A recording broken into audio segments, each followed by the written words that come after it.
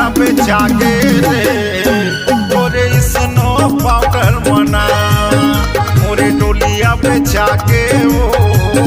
तोरे snow powder बना आँखी के काजर मावो दूरी फीता झांझर बना आँखी के काजर मावो दूरी फीता झांझर बना मोरे पहरा पे जाके रे तोरे स्नो पाउडर बना मोरे डोलिया पे जाके वो